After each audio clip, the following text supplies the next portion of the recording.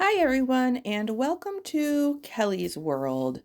So today we're going to make our chocolate chip cookies. We're starting off here with a cup of butter.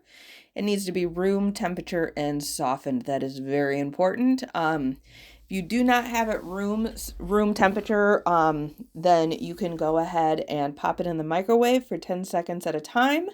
But it is definitely better to do it just by letting it sit out at room temperature. Next, we're going to add 3/4 of a cup white sugar. After the white sugar, we are going to add 3/4 of a cup of brown sugar, and you want the brown sugar lightly packed. So while we're adding the brown sugar, I'm going to just give you a few hints when you're grocery shopping. If you are a baker, I highly suggest buying your white sugar and your flours at in bulk. You can get them at Walmart for like $23. You can get like a 25-pound bag of white sugar. And it makes life so much easier when you just have that stuff on hand.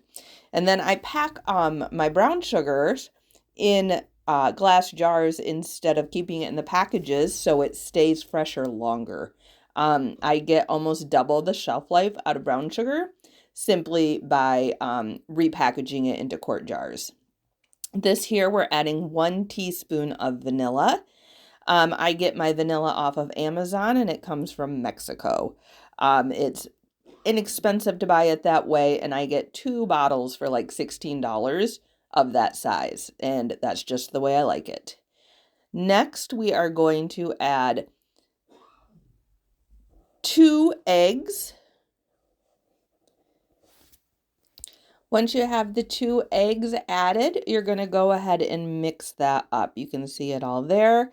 Honestly, I usually use a KitchenAid for this, but I'm actually doing it by hand just so I can show people out there that you do not have to have special fancy equipment in order to bake and to do these things. All I've used thus far is some measuring cups, some measuring spoons. I have a wooden spoon that I'm mixing with. I prefer the wooden because they're more stiff. And then I'm using my KitchenAid bowl. You can use any large bowl to mix with. So that is not required at all to have any special equipment. There is no excuses to not make home goods by yourself. So you can see here how nice and smooth that turns out. That's what I mean when I say having room temperature butter makes all the difference in the world. Next, we're going to go ahead and add 2 1/4 cups flours. I also recommend here buying your flour in bulk. I pay, I think, about $11 a bag for it's either a 25 or a 50-pound bag. I think it's a 25-pound bag. But for $11, it is just plain old bleached unwhite or white flour. So it's nothing fancy, nothing expensive. But that's what pretty much all of your baked goods are for. I keep 3 bags on hand. I have 2 in storage, and I keep those in just a large tote. And then I have 1 that's in use. And then I fill up my little canister from the bag that's being used currently. So I keep 75 pounds of flour on hand. And there's only 2 of us. So after the flour, we're going to go ahead and add 1 teaspoon of baking soda. Again, buy your baking soda in bulk. It lasts forever. You can use baking soda to wash your hair. You can use baking soda in your laundry. There is so many uses for baking soda. If your refrigerator stinks, your freezer stinks, throw some baking soda in there. It's just a very, very good thing to have on hand, and it's cheaper to buy it in bulk. Next, we're going to add 1 teaspoon of salt. Again, store your dry goods in quart jars in your cupboards. It keeps pests out. It stops bugs. It keeps them fresher longer. It is definitely the way to do it. Now, again, we're going to mix all that up. I'm not using my KitchenAid. It is challenging to mix that up because it's a very stiff dough, but it is completely doable.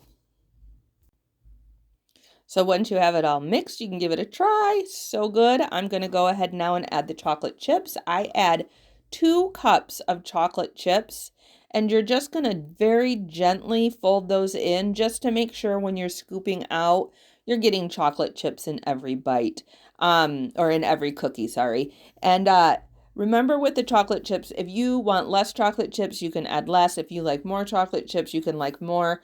I have perfected this recipe over a long period of time now, and 2 cups for me is about perfect, and I make it to my taste in my house.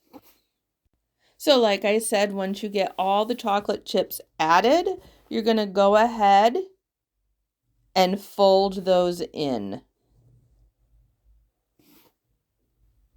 So here's a shot of what that should look like. That's perfect, exactly how I like my cookie dough recipe. After that, I cook my cookies on a stone. I actually got it from Pampered Chef years ago, and they last forever. I can tell you Pampered Chef is very good to invest in. I really like their products. So what I'm doing is I'm actually by the tablespoon dropping those onto the cookie sheet.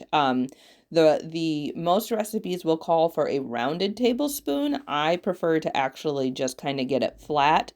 The cookies it makes is the perfect size for me and my family. So I use the tablespoon to be consistent on my size because my cookies tend to get bigger the longer I'm baking them. So just drop them on the cookie sheet in tablespoons, and that will portion them out. You're going to bake them at 375 degrees. If you decide to make bars, those get baked at 350. Bars get baked for 20 to 25 minutes, and each batch of cookies gets baked for about 11 minutes. My oven is very, very old, so it fluctuates in temperature. Mine usually go in between 11 and 13. I've baked them in other ovens, and they're between 9 and 11 usually. There's nothing I can do. I am off grid, so I have to have a very old oven that has pilot lights. We don't want any heating elements because come 9 o'clock, I still like to make cookies, and we don't want to have to start the generator for that. So here you can see I make a nice flat cookie. They're very buttery, very soft. I like my cookies soft. I like them buttery, and I like them flat. Not a huge fan of the poofy cookies, for chocolate chip style at least. So there you have it. There's my chocolate chip cookie recipe. I hope you all enjoy. And what we're going to do next is package each cookie up into single serve sandwich size Ziploc bags. And I'm going to put all those little bags into a freezer size gallon bag. I do this so I can freeze my cookies and they last longer. I pull them directly out of the freezer to eat, and I'm telling you, it's the way to go. I am who I am unapologetically.